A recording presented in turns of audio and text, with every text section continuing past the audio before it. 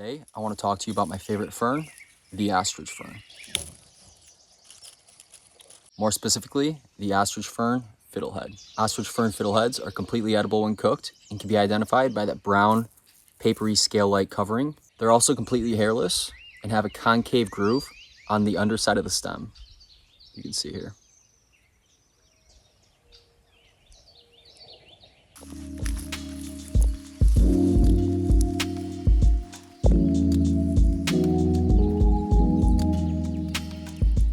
Ferns are woodland perennials often found in rich soil with plenty of moisture.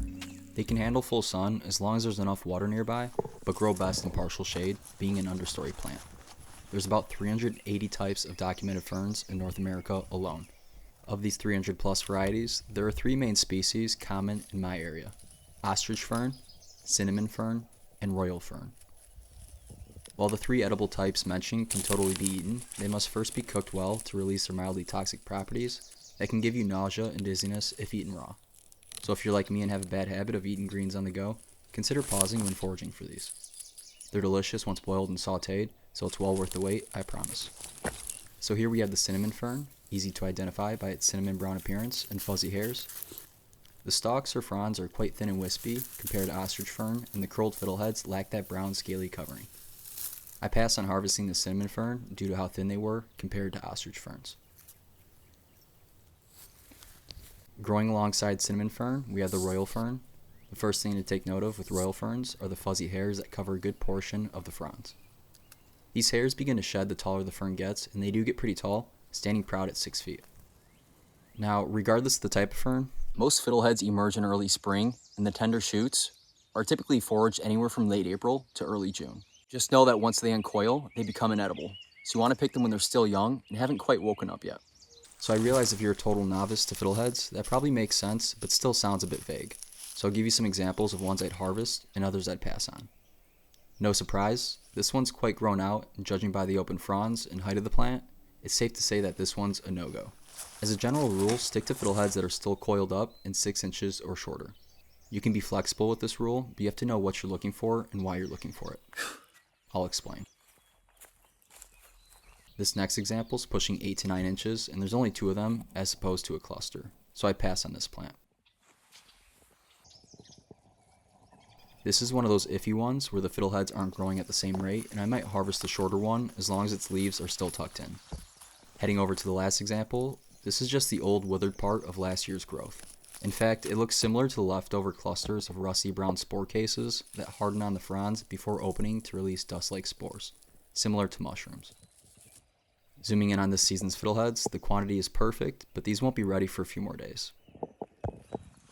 Now, I'm out here in the first week of May, and I notice for me, if I go out anytime before this, I sometimes struggle to find them, and if I wait, say, 2-3 weeks more, you'll see most of these have already unfurled. So timing is really critical. And when harvesting, you'll notice they grow in clusters, so it's never a bad idea to leave 1 or 2, or even up to half of the group here, just to ensure you're not over harvesting and keep the plant nice and healthy. So now that you know what not to harvest, I'll give you a look at an ideal example that's not only at the perfect phase to take from, but the plant size is large enough that I don't have to worry about harming it beyond its ability to recover naturally. As long as the ferns are growing in moist conditions, aren't getting cooked in direct sunlight, or conversely totally shaded out by excessive vegetation, they should recover just fine. Consider that while deer can be destructive to our gardens, in nature, they actually help plants keep a healthy balance. Hunters and anglers know that when a species reaches its max capacity in a given area, the result is almost always massive die-off. The same goes for plants, it's just nature. Notice how the youngest, most tender fiddleheads possess that brown, papery scale covering on them, so look to harvest these first. If they're a couple inches taller than this, don't hesitate to take a few inches of the stem as well, as it's just as edible as the curled up part of the fiddlehead. Again, I want to really hit on the fact that eating raw or improperly cooked fiddleheads should be avoided at all costs. Fiddleheads contain a natural toxin that, if not broken down by introducing them to heat, can cause symptoms of foodborne illness. I've always made a conscious effort to cook my fiddleheads for at least 8 to 10 minutes, so while I've never experienced any food poisoning myself, symptoms do usually begin 30 minutes to 12 hours after ingestion.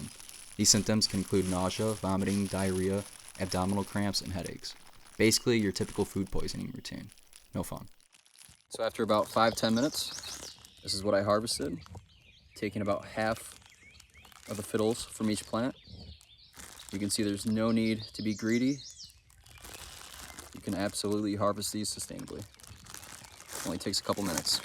When cooking fiddleheads, I like to and encourage you to first boil or steam them for at least 8 to 10 minutes.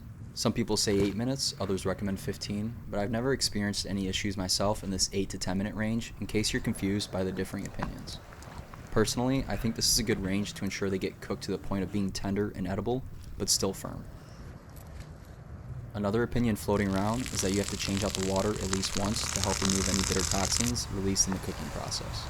Again, feel free to experiment and change out the water as many times as you feel comfortable doing, but if you have to conserve water, maybe you're camping like me, don't feel like you absolutely have to do this. As long as they're boiled long enough, you should be fine. It just might be a good idea to grill or saute them after, like I'm about to, over this fire. Plus, that gives them a nice crispy texture. I decided to cook these up with some wild food I foraged, like wild onions, ramps, asparagus, and dryad salad, plus some hash browns. I'm not really sure what to call it, but it's basically a poor man's stir fry.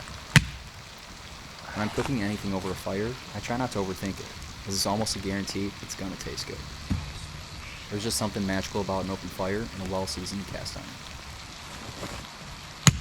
If you're looking for ideas yourself, try to think of fiddleheads as green beans. They go great with a little garlic, salt, and lemon juice to help bring out the flavors. You can also toss them in a bowl and serve them up with some garlic lemon butter, or add them to your favorite pasta, mix them in with some grains such as quinoa, and just like green beans, they also make great sides. So consider pairing them with your morning eggs and bacon, or evening chicken and rice. The options really are endless, so if you have any recipes that you like, or ideas that I didn't mention, drop a comment. I'm definitely more knowledgeable in the woods than I am in the kitchen. Not only free, but healthy and delicious. Now that's a meal. Bone apple tea. When processing and storing your fiddleheads to save and use down the road, you'll want to first blanch and then freeze them. This is a simple process and takes no time at all. The first step is to fill a pot with water and bring it to a boil.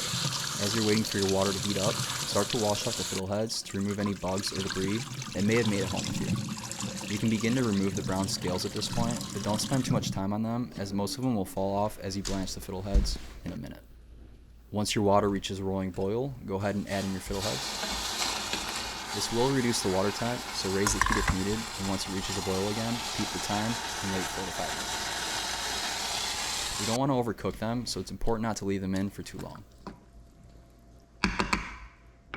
As they're boiling, or even before this step, fill a bowl with cold water and ice. Once the 5 minutes has passed, or your fiddleheads have slightly changed to a new green hue, they're ready. Immediately pour them into a colander in the sink. This will help remove any of the remaining scales that haven't fallen off in the blanching process. Just be quick, as your fiddleheads are still piping hot and slowly cooking. Once all the scales have been removed, go ahead and dump your fiddleheads into your ice bath and let them cool off for a few minutes. The last step is to line a tray with parchment paper and lay your fiddleheads out without overlapping. Then, toss them in the fridge for an hour to freeze. Once they're totally frozen, take your fiddleheads out and pour them into a bag, then toss them back in the freezer to pull out in meal-sized portions as needed. Again, by freezing them this way on the tray first, you ensure they don't stick together, making it easier to grab specific portions on the fly. And that's it. Super simple. Don't forget you can also pickle them as well. Fiddleheads taste a bit like asparagus and green beans. The texture is also amazing, being firm and crunchy when cooked right. So the next time you're walking through the woods in springtime and struggling to find morels or ramps, don't forget about fiddleheads. They're not only easy to find, but they're delicious. Happy foraging.